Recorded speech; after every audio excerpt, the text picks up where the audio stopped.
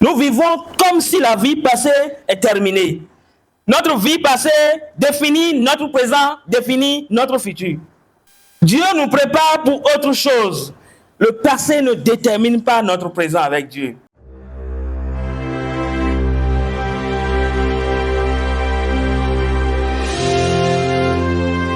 Seigneur, nous voudrons te dire merci. Merci pour tout ce que tu fais pour cette communauté. Merci pour les grâces que tu ne cesses de déverser dans la vie de chacun de nous. Reçois toute la gloire. Nous sommes en ta présence pour t'entendre nous parler, Seigneur. Communique-nous tes pensées.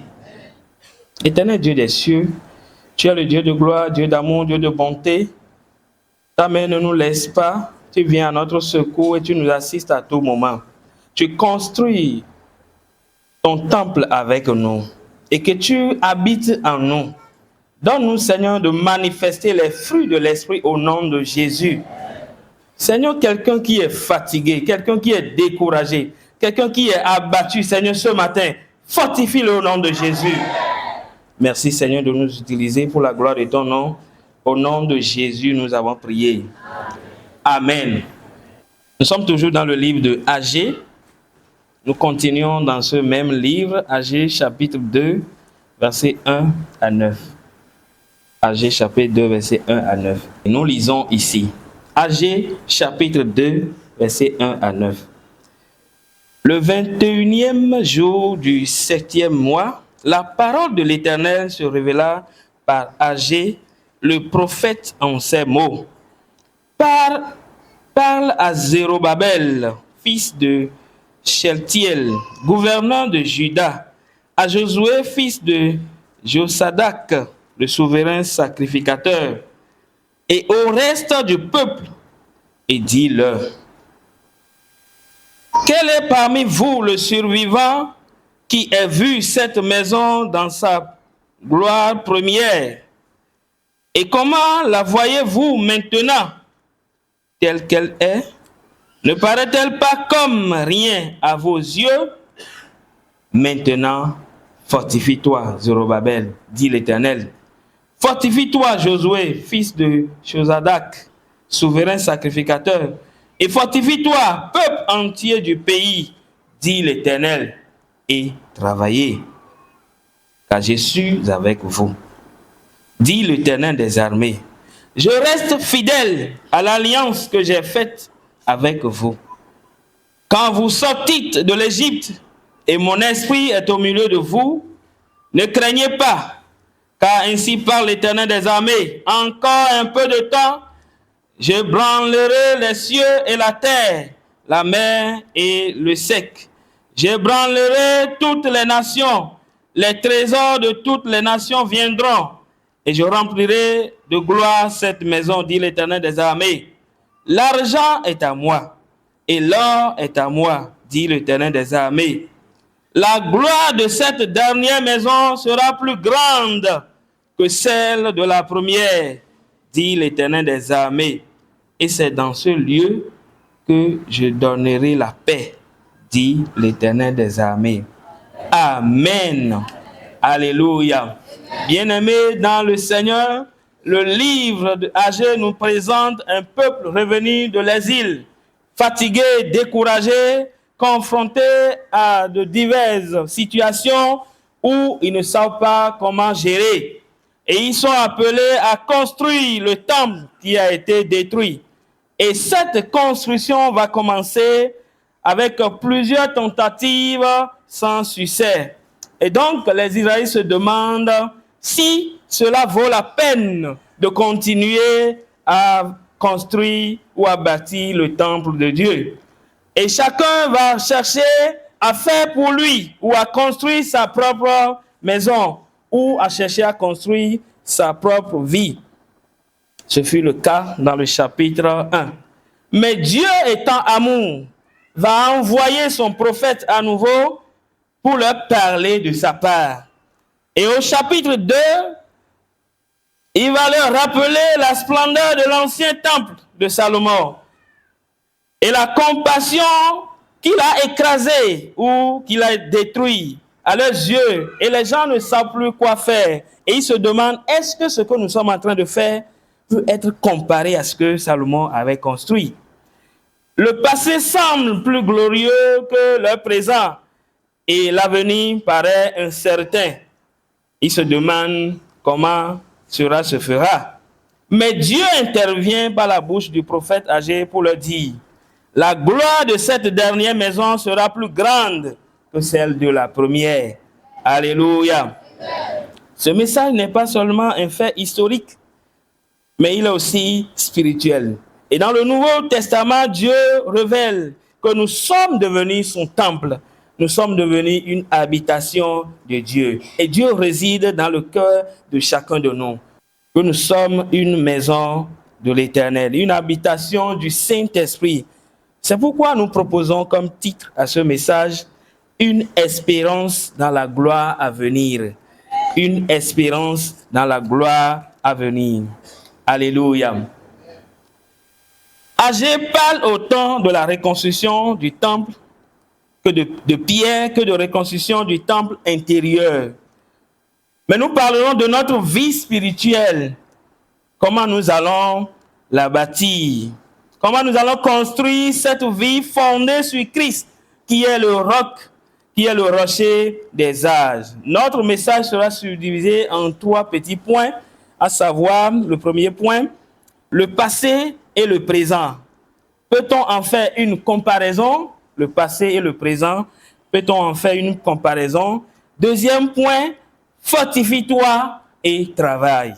Fortifie-toi et travaille. Dernier point, Dieu pourvoit ce qu'il faut pour sa gloire.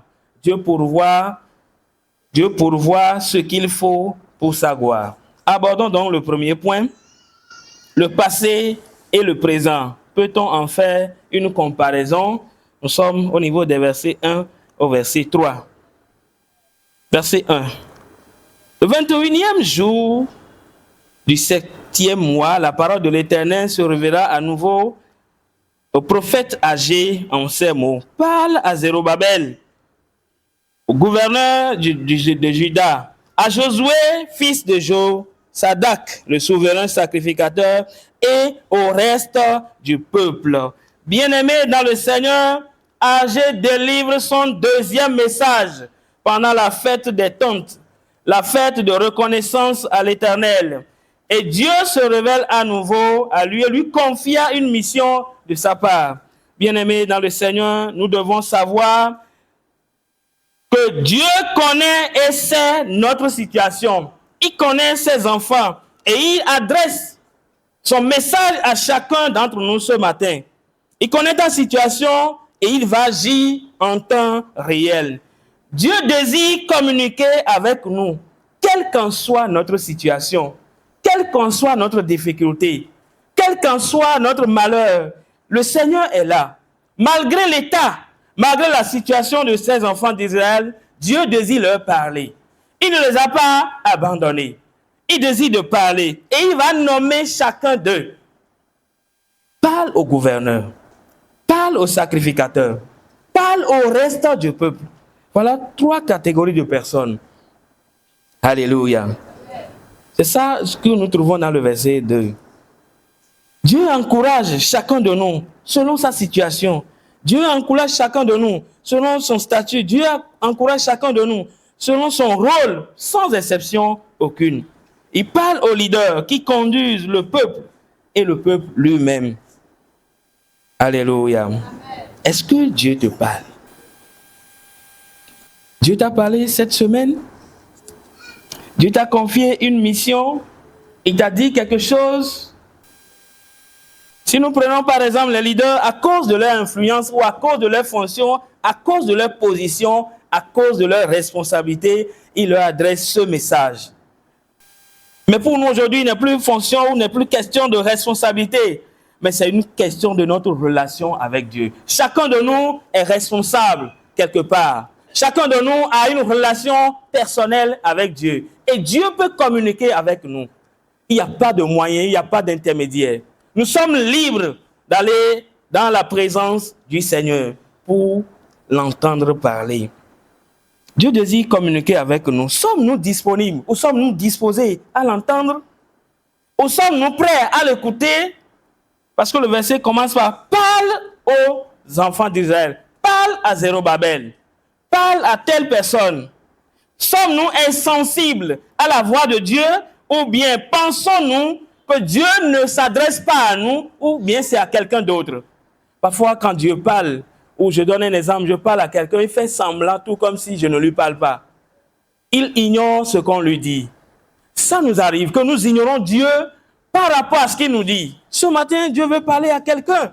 Sois attentif. Alléluia. Amen. La bonne nouvelle pour nous, mes frères et sœurs, nous sommes concernés. Nous sommes tous concernés. Et vous êtes concernés. Et je suis concerné. Alléluia. Nous comprenons que Dieu ne parle pas au hasard. Et quand Dieu parle, il adresse son message à quelqu'un. C'est pourquoi il va dire dans Jean, je connais mes brebis, car elles entendent ma voix. Est-ce que tu entends la voix de Dieu? Est-ce que tu peux reconnaître telle voix qui parle en toi, que ça c'est Dieu, et se plier à ça? Dieu veut qu'on l'écoute quand il parle. C'est pourquoi il tire l'attention à Zérubabel pour dire, parle à Zérubabel. Parle au sacrificateur. Dieu veut notre attention soutenue. Dieu veut notre oreille bien ouverte pour écouter sa parole. Mais parfois, nous faisons sourde oreille à ce que Dieu nous dit. Nous faisons semblant d'écouter Dieu. Et nous écoutons d'autres voix. Amen. Ils ont fait un jeu une fois. On a mis beaucoup d'enfants et beaucoup de pères. Et on demande à chaque parent de parler. Et on bande les yeux des enfants pour identifier la voix du papa. Et celui qui parle dit que c'est votre papa qui est en train de parler ou non. Et le papa commence par parler.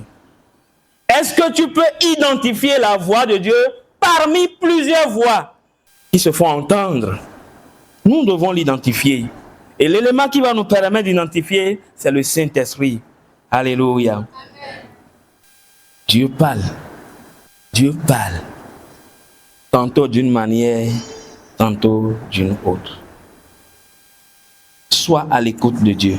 Que le Seigneur bénisse notre écoute et qu'il ouvre notre entendement à sa parole. Alléluia. Et quel est le message que Dieu livre à Zorobabel, Josué et le reste du peuple? Dieu va demander, en leur posant une question, qui est parmi vous le survivant qui a vu cette maison dans la première gloire? Dieu leur pose des questions. Un souvenir glorieux qui paralyse. Les anciens avaient vu la splendeur du temple que Salomon avait construit, bâti en or, en beauté, en richesse, en sacrifice, en chant, en danse et tout.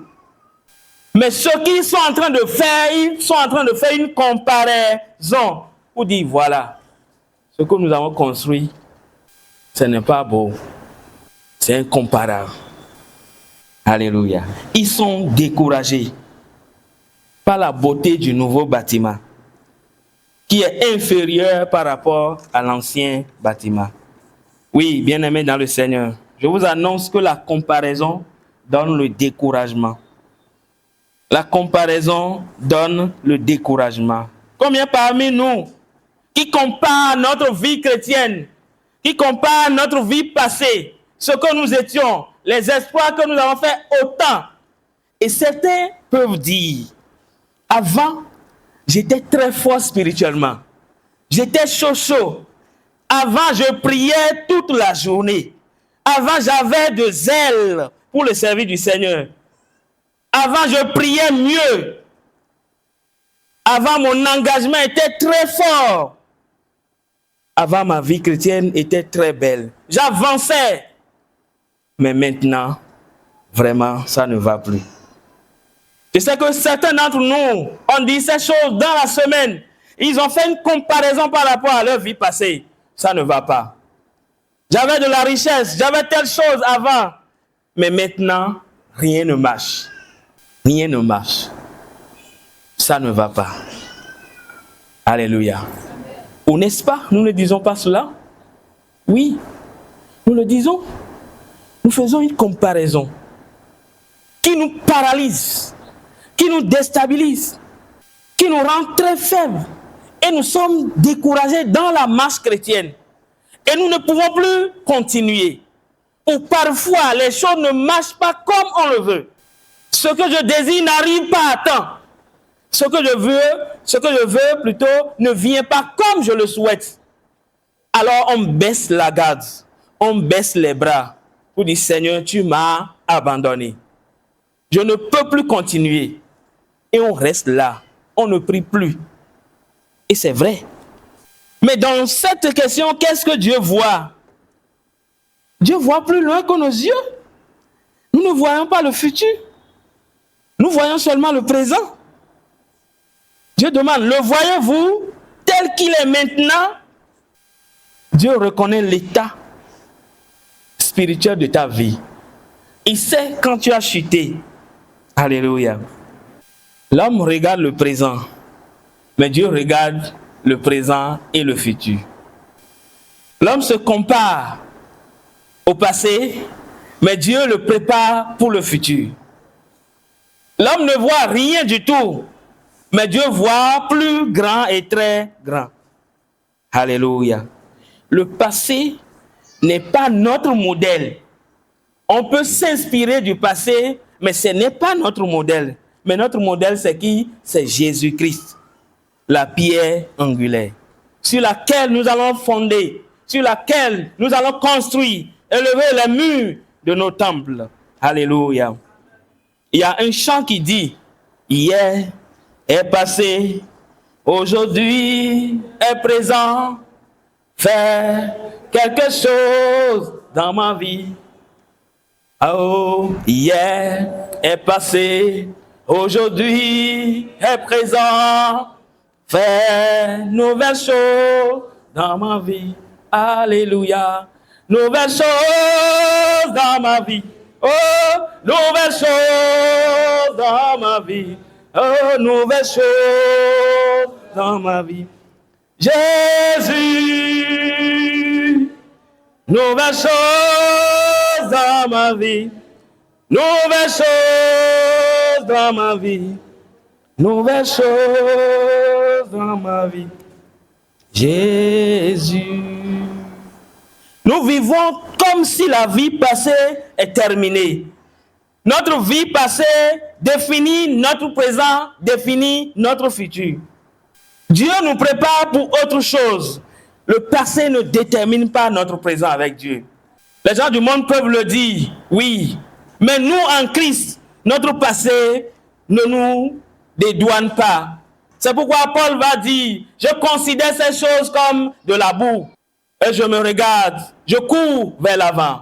Alléluia. C'est ce qui est devant nous. Notre espérance que nous avons en Christ. C'est là notre course, bien-aimés dans le Seigneur. Ne dis pas que le passé, c'est fini. C'est fini pour moi. Je n'ai plus la grâce ou la chance de continuer. Et Paul pouvait aussi dire, si quelqu'un en Christ, il est devenu une nouvelle créature. Les choses anciennes sont passées. Voici, toutes choses sont devenues nouvelles. Quel passé te retient captif? Dans la prison, de mener une vie de péché, de débauche, de fornication, d'ivrognerie, de n'importe quoi. Et tu vis, tu demeures dans le péché, dans le mensonge, le vol.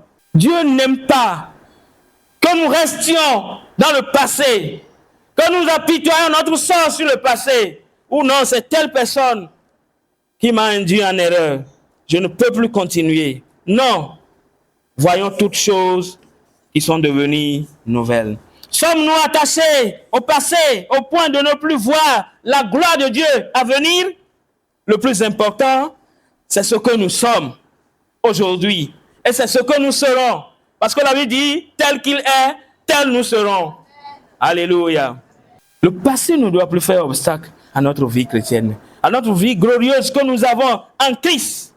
Bien-aimés dans le Seigneur, ce qui compte, c'est notre relation quotidienne avec Dieu, qui définit notre vie notre relation quotidienne avec Dieu? Quelle est la qualité de notre relation avec Dieu? Combien de temps nous passons en sa présence pour l'écouter, pour qu'il nous annonce des choses à venir, des choses futures qu'il nous a réservées, de gloire en gloire, d'honneur en honneur. Alléluia. Ne comparons pas le passé et rester l'état dans lequel nous étions. Non. Le Seigneur demande au gouverneur de prendre courage, de ne pas regarder au passé. Alléluia. Que le Seigneur nous aide à quitter un état de vie stagnante, comme la mer morte qui ne bouge pas, mais à progresser dans la foi chrétienne, à marcher et à aller de l'avant, en regardant l'espérance que nous avons en Jésus-Christ, quand il va revenir. Alléluia. Et c'est ce qui s'est passé ainsi. Et Dieu va les encourager. Nous abordons ainsi la deuxième partie. Fortifie-toi et travaille. Fortifie-toi, fortifie-toi et travaille. Dieu donne à ces trois catégories un message d'encouragement. À Zérubabel, le chef, à Josué, le sacrificateur, et à tout le reste du peuple, pour qu'ils soient informés au même moment ou du même message. Cela montre que tout le monde était découragé. Si toute l'Église rentre dans ce regret de passé, alors la communauté va se fondre. Mais je crois que ce n'est pas le cas pour nous. Il y a quelques personnes qui sont debout. Il y a des gens qui sont debout.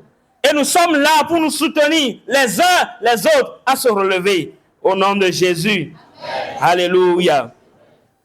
Dieu dit, fortifie-toi et travaille. Quand on dit fortifie-toi, qui peut être fortifié? C'est quelqu'un qui est abattu, quelqu'un qui est déçu, quelqu'un qui est découragé, quelqu'un qui est fatigué, quelqu'un qui est triste, quelqu'un qui est faible.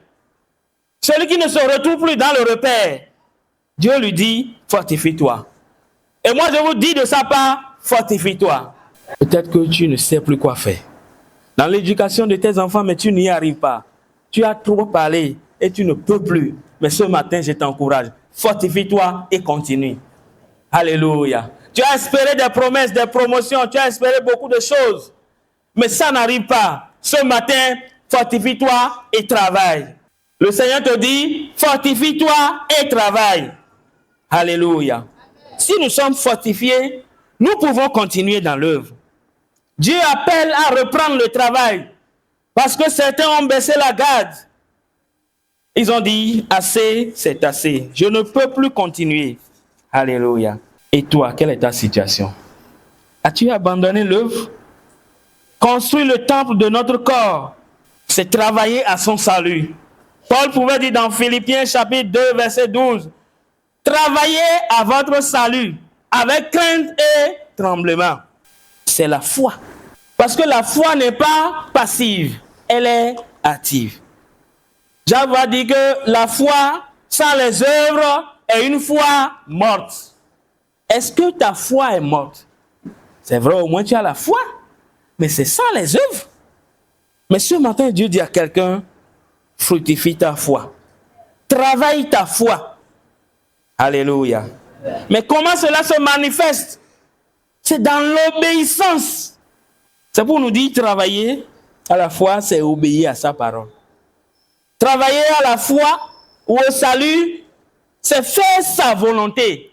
Et pour faire sa volonté se trouve où? Dans sa parole. Dans sa parole. Et il faut la persévérance pour avancer. Et si on ne connaît pas sa volonté, on ne peut pas évoluer. Amen. Paul pouvait dire la même chose aux Galates. Galates chapitre 5, verset 7. Vous couriez si bien. Qui vous a arrêté pour vous empêcher d'obéir à la vérité? Tu faisais bien les choses, c'est très bien. Mais pourquoi tu t'es arrêté? Parce que les choses ne marchent pas comme prévu. Bien-aimés dans le Seigneur, nous devons nous armer, reprendre la prière, reprendre le culte de la sainteté, reprendre les disciplines spirituelles, reprendre la marche avec Dieu, reprendre le zèle spirituel que nous avons. Sinon, Dieu va nous reprocher, comme cette église où dit, où tu as abandonné ton premier amour. Tu as laissé tout. Ce matin, Dieu te dit, mon frère, travaille. Ma soeur, travaille. Amen. Pour faire ce travail, avec quoi nous allons le faire? Bien-aimés dans le Seigneur, le courage nous vient d'une seule source. Et cette source, c'est qui? C'est Jésus. Mais comment? Par sa présence. Par sa présence manifeste. Dieu est avec nous. C'est ce qu'il a dit. Amen. Amen. Si nous lisons la fin du verset 4, il dit, fortifie-toi, Zérubabel, fortifie-toi, Josué, fortifie-toi le peuple et travaillez. Car je suis avec vous, dit l'Éternel des armées. Dit, Dieu est avec moi. Alléluia. Est-ce que Dieu habite en toi réellement? Ta force ne vient pas de ce que tu vois. Ta force ne vient pas de ce que tu fais. Ta force ne vient pas de ce que tu dis. Ta force ne vient pas de ceux qui sont avec toi. Mais ta force vient de l'Éternel des armées, qui est en toi. Mais je voudrais nous demander, avec quelle force accomplissez-vous les tâches divines? La richesse ne fait pas la gloire. La gloire n'est pas dans les ressources matérielles. Mais ce qui fait notre gloire, c'est sa présence en nous. Ce qui fait notre gloire, c'est sa paix en nous. Christ est notre paix. La paix qui surpasse toutes choses. Est-ce que nous avons la paix du Christ en nous? Et nous sommes à l'aise. Et rien ne nous dérange? Agé annonce ce que Dieu va faire. C'est pourquoi il va dire au verset 9, la gloire de cette dernière maison sera plus grande que celle de la première. Ce qui paraît pour nous incertain, mais dans le futur, Dieu le rend glorieux au nom de Jésus. Ce que les hommes n'arrivent pas à concevoir, où tu es méprisé, abandonné, oublié, mais tu es en chantier de Dieu. Alléluia. Amen. Alléluia. Amen. C'est le signe visible de la paix. Notre caractère change. Notre façon de réagir change. On n'est pas pressé à réagir, mais on répond avec sagesse et autorité. On a la capacité de faire les nouvelles choses parce que nous avons la conviction du Saint-Esprit. On a la soif de rester en sa présence. Alléluia. Bien-aimés dans le Seigneur, ce matin, le Seigneur nous annonce sa gloire à venir. Et cette gloire n'est pas comparée à d'autres gloires. Sachez bien que la provision vient de Dieu. Dieu est la source de tout ce que nous utilisons. Dieu est la source de nos capacités, de nos forces pour grandir en sa présence. C'est lui qui nous remplit de sa puissance, de son esprit pour faire de nouvelles choses. Alléluia. Que la paix de Dieu, la lumière du Christ et sa présence rayonnent la vie de chacun de nous au nom de Jésus. Alléluia. Dieu restaure la vie de quelqu'un ce matin. Il change l'état sale de votre temple en un temple pur au nom de Jésus. Votre temple où il y a les brèches, les murs sont cassés, les fers sont rouillés. Dieu les restaure au nom de Jésus. Toutes les brèches que l'ennemi a ouvertes dans votre vie sont fermées au nom de Jésus. Et que sa paix habite en vous en permanence. Alléluia. Ne crains pas. Courage. Sois fort. Parce que le Saint-Esprit en toi et le Seigneur bénit sa parole. Amen. Amen.